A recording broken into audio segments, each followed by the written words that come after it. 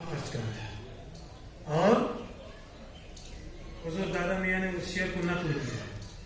तो ये ज़बानी जमा खर्च बहुत नुकसानदेह चीज़ है। मैंने गुज़िश्ता साल शायद यहीं पे बात शुरू की थी और यहीं पे वक्त खत्म हुआ था। ये नुक्ता आप लोगों के सामने है कि कोई चीज जो अभी हम बोलते हैं, अभी जो हमारी जबान से कोई बात निकलती है, वो हमें हो सकता है कि 5 साल के बाद नुकसान पहुंचे।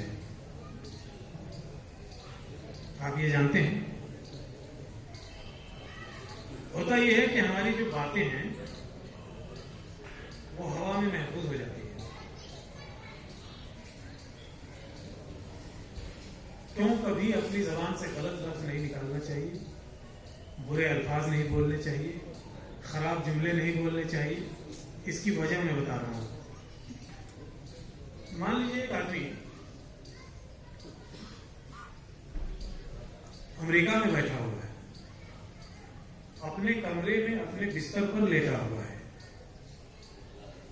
मैं यहां लखनऊ में हूं, अपने कमरे में अपने बिस्तर पे लेटा हुआ हूं। उस आदमी ने फोन किया और वो बात सीधे मेरे मोबाइल तक पहुंची। अब दोनों में बात होने लगी। दरमियान में कितने जंगल, कितने समुद्र, कितने नाले, कितने पहाड़, कितनी दूरियां, लेकिन फिर भी वो बात जो अमेरिका के एक कमरे में बात की जा रही है मोबाइल पे, वही बात हमारे कमरे में हमारे मोबाइल पर आ रही है। इसका मतलब क्या हुआ? इसका मतलब ये हुआ कि हमारी बात हवा के कांधे पर सवार है, और वो बात जो हवा के कांधे पर सवार है उसको सिर्फ मोबाइल क्या कर रहा है कि वो चुन ले रहा है और आप तक पहुंचा दे रहा है।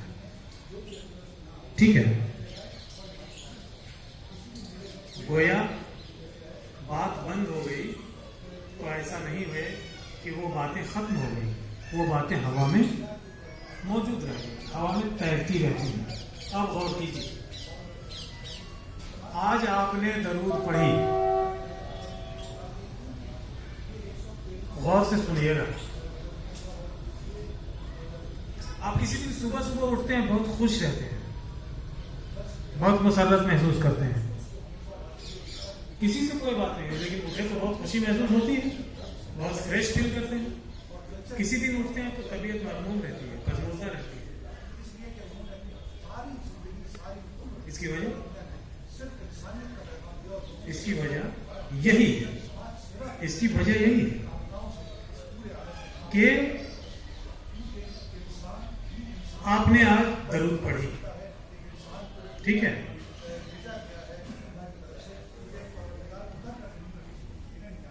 आज आपने दरूद पढ़ी, ये आवाज कहां पे है? जैसे बात हवा के कांधे पे है, वैसे ही ये दरूद शरीफ भी हवा के कांधे पर सवार हो गई। अब अगर पढ़ने वाले में ये खूबी है कि पढ़ते हुए अपने दिल का कनेक्शन, अपने दिल का ताल्लुक गुंबदे खजरा के मकी से जोड़ ले, तब तो वो यहाँ पे दरूद पढ़ेगा और वो दरूद वहां तक पहुंचती जाएगी। लेकिन अगर हमारे अंदर इतनी सलाहियत नहीं है कि हम अपने दिल को गुंबदे खजरा से जोड़ लें, तो हमारी दरूद शरीफ ज़ाया नहीं होगी। कहाँ रहेगी? हवा के दोष, हवा के कांधे पे। अब ये दरूद हवा पे है, हवा में महफूज है। दरूद पहुंचना चाह रही है कहां तक? बारगाह रसूल तक। हवा में घूमते घूमते घूमते घूमते ये पहुंची। दरूद मैंने आज पढ़ी थी, महीनों बाद, वर्षों बाद یہ عقل ہی. یہ درود ہوا کے دوش پہ سوار ہو کر بارگاہ رسول تک پہنچ گئی. اب جیسے ہی وہ درود وہاں پر پہنچتی ہے سرکار کی نگاہ درود بھیجنے والے پر پڑتی ہے. اب آپ اس دن اپنے آپ کو بہت مسرور محسوس کرتے ہیں. ہم اپنے آپ کو بہت خوش محسوس کرتے ہیں کیونکہ آپ نے جو کبھی درود پڑھی تھی وہ درود بارگاہ رسول تک پہنچ گئی اور وہاں سے وہ فیض آپ کے لیے جاری ہونے لگا. لیکن اگر کسی نے کوئی بری بات اپنی زبان سے نکالی تو وہ بھی ہوا میں ہے. اب بتاؤ وہ بری بات ہوا میں ہے. ہوا چلتے چلتے چلتے چلتے کبھی کسی بزرگ کے روضے سے ٹکرائی, کبھی کعبہ سے ٹکرائی, اور اللہ محفوظ رکھے وہ بات مدینے کی فضاؤں تک پہنچ گئی جو نازیبا تھی اور زبان سے ادا ہو چکی ہے, ہوا میں محفوظ ہے. تو اب جب جب ہوا میں بولی ہوئی ہماری بات جو گندی تھی, خراب تھی, وہ جب جب کسی بزرگ کے روضے سے ٹکرائے گی ہمارا دل مغموم ہوگا. اس بزرگ کی نگاہ ہم سے ہٹے گی, ان کی نگاہ کا جلال ممکن ہے کہ اس پر پڑ جائے. اسی لیے اس راستے میں سب سے اہم بات یہی ہے کہ زبانی جمع خرچ سے بچنا ہے. اپنی زبان پر کنٹرول, اپنی زبان پر جو جتنا مضبوط تالا رکھے گا وہ اس راہ میں اتنی جلدی کامیابی حاصل کرے گا. یہ شعر ابھی آپ سماعت فرما رہے تھے مولانا روم کا. دوسرے شعر کا مفہوم ہے کہ زبانی جمع خرچ کو ترک کر کے صاحب حال ہو جائے. صاحب حال کا مطلب سمجھتے ہیں؟ صاحب قال اور صاحب حال. صاحب قال جو زبان سے بولے, اور صاحب حال کہ جس کی زبان نہ بولے, جس کی آنکھیں بولے, جس کی زبان نہ بولے اس کا چہرہ بولے, جس کی زبان نہ بولے اس کا انداز بولے. یہ صاحب حال ہے. انداز بولے یہ صاحب حال ہے.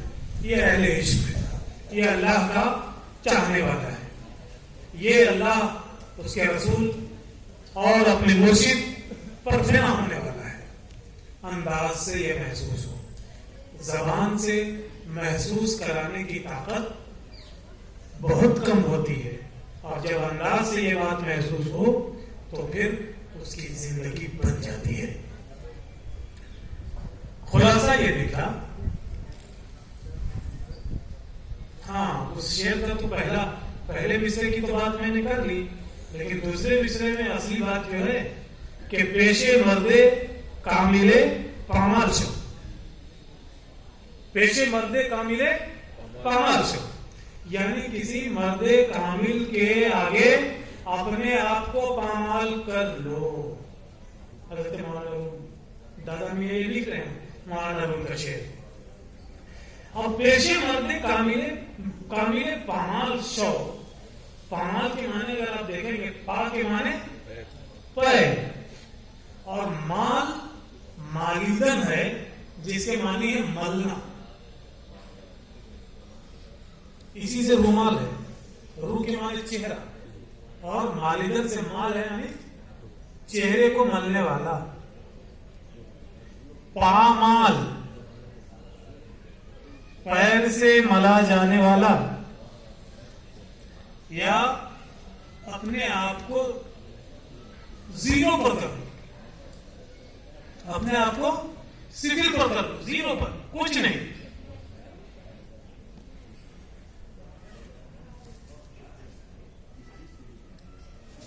صاحب حال ہو جائے.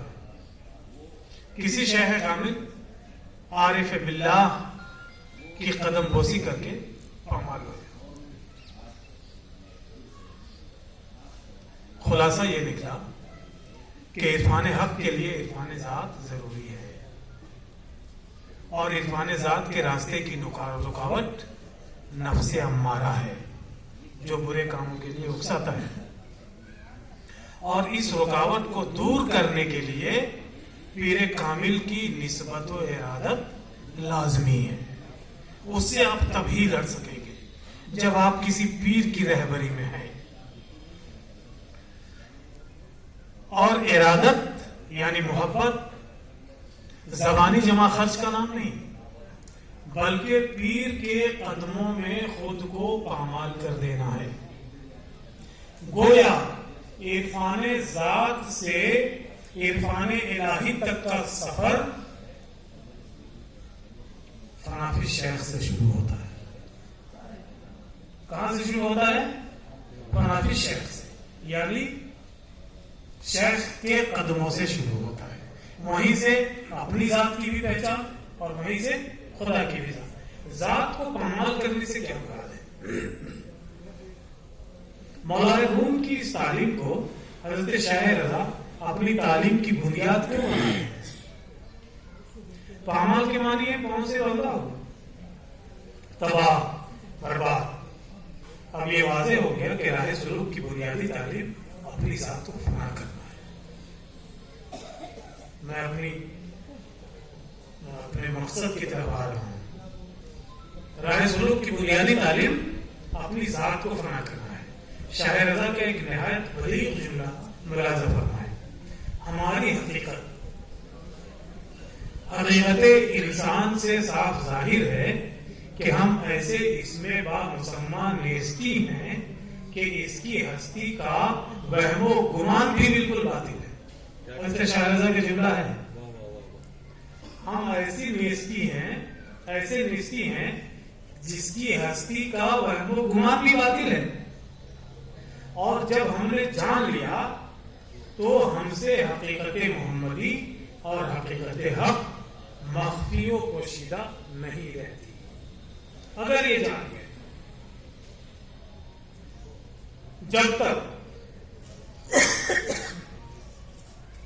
جب تک سالک کے وہم و گمان میں بھی یہ رہتا ہے کہ اس کی ہستی بھی کوئی چیز ہے.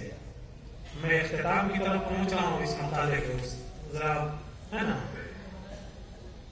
جب تک سالک کے گمان میں بھی یہ رہتا ہے کہ اس کی ہستی بھی کوئی چیز ہے، وہ حقیقت محمدی اور حقیقت حق کے راز سے آشنا نہیں ہو سکتا. لیکن جب وہ یہ جان جاتا ہے کہ وجود صرف خدا کا حقیقی ہے، وجود صرف خدا کا حقیقی ہے، باقی سب نیستی اور اسی وجود حقیقی کے پرتو ہیں، تو اس پر اسرار کھلنے لگتے ہیں. کیونکہ عکس بغیر نقش کے اپنی کوئی حیثیت نہیں رکھتا. نقش کیا ہے؟ درخت. نقش مان لیجئے کہ ہم ہیں، ابھی دھوپ پڑے تو ہمارا عکس نظر آئے گا، ہمارا سایہ نظر آئے گا. آئینے کے سامنے ہم کھڑے ہوتے ہیں، ہمارا آئینے میں عکس دکھتا ہے، عکس نظر آتا ہے. ہم ہٹ جائیں، اس عکس کی حیثیت ختم ہو گئی. گویا جب ہم ہیں تب عکس ہے. آئینے کے سامنے جب تک ہم ہیں تب تک عکس ہے، ہم نہیں رہیں گے وہ عکس ختم ہو جائے گا. ٹھیک ہے. اسی طرح ذات حقیقی صرف خدا کی ذات ہے، باقی سب عکس ہے، باقی سب پرتو ہے، باقی سب پرچھائی ہے، باقی سب ایک شے ہے جو خدا کے مختلف رنگوں کو، خدا کے مختلف جلووں کو ظاہر کرتا رہتا ہے. تو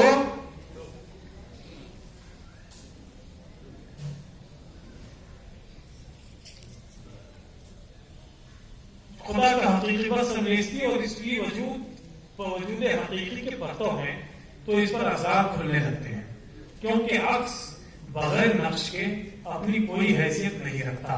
लेकिन ये ऐसे असरार हैं जिनसे आशनाई आसान काम नहीं, ये बहुत आसान नहीं है।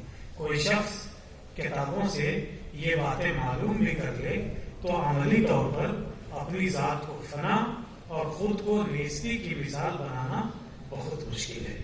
इसीलिए इस मरहले में मुर्शिद कामिल की जरूरत पड़ती है।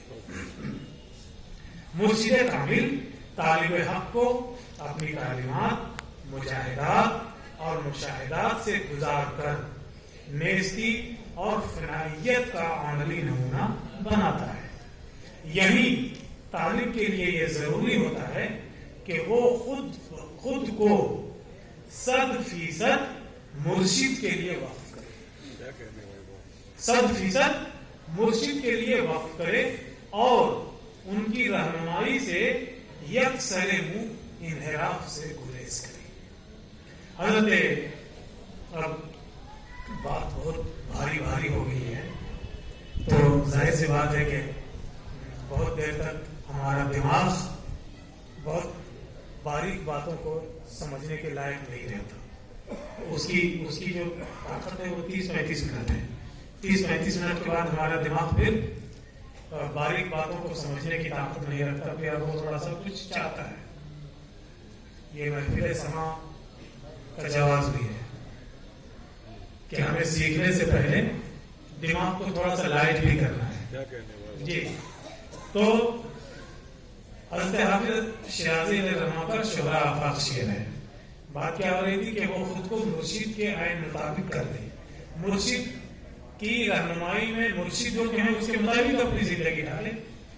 हज़रत हाफिज शिराज़ी रहमा का शोहरा आफाक शेर आप लोगों के ज़हन में होगा। वो फरमाते हैं, बमय सज्जादा रंगी गुन गरत पीरे मुहा गोया के सालिक बे खबर न हो ज़रा है रस्म मंजिला, ज़रा हो रस्म मंजिला। हाफिज शिराज़ी कह रहे हैं कि अगर तुम्हारे मुर्शिद कहें कि अपनी जानमाज को शराब में भिगो ले, है ना, हैरतनाक बात। लेकिन जब मुर्शिद कहेंगे कि जानमाज को शराब में भिगो ले, तो हमारा ये यकीन काबिल होना चाहिए कि वो शराब शराब इश्क होगी, वो शराब शराब मार्फत होगी।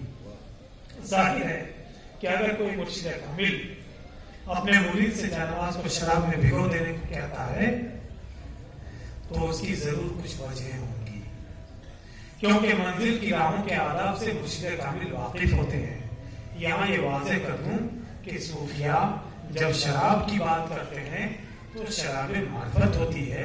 गोया इस शेर में ये बात कही गई है कि ऐसी नमाज जो शराब मार्फत यानी इश्क़ इलाही से खाली हो, उसकी कोई हकीकत नहीं। अगर मंजिल तक पहुंचना है तो पहले शराब मारिफत से अपनी हस्ती को सरशार कर लो। मैं अर्ज कर रहा था कि सूफिया तालीमात सुलूक के मरहले में किताबें लिखकर या किताबों के जरिए अपने मुरीदीन की तरबियत पर ज्यादा जोर नहीं देते, अमली तौर पर मुजाहिदे और मुशाहिदे को ज्यादा तरजीह देते हैं। आपने ये शेर अक्सर ये आप लोगों के महफिलों में ये शेर पढ़ा जाता है होगा कि तूने भी किताबों से, आगे बढ़िए कोई साहब है,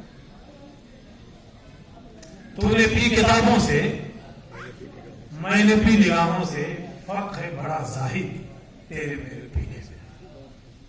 ये किताबी इल्म से दिमाग के दरीचे खुलते हैं। आखिरी पैराग्राफ है, किताबी इल्म से दिमाग के दरीचे खुलते हैं। जरूरी नहीं कि दिल की दुनिया में रोशन हो जाए। इसके बरक्स जब मर्दे मोमिन की निगाह किसी मुरीद पर पड़ती है تو آنے واحد میں دل اور دماغ دونوں ہی روشن ہو جاتے ہیں۔ حضرت شاہ رضا نے اقوال و ملفوظات کے ساتھ ساتھ اپنے انداز و اطوار اور طور طریقوں سے بھی مریدین و متوسلین کی تربیت فرمائی۔ ان کی حیات اور تعلیمات سے پھوٹنے والی روشنی مسافران راہ سلوک کو راستے کی تاریکیوں، دشواریوں اور پیچیدگیوں سے بچاتے ہوئے منزل مقصود سے آشنا کراتی ہے اور انشاءاللہ العزیز آشنا کراتی رہے گی۔ بے شک بے شک۔ یہ تحریر ختم ہوئی اور کتنا وقت ہو رہا ہے؟ 40 ہو گئے۔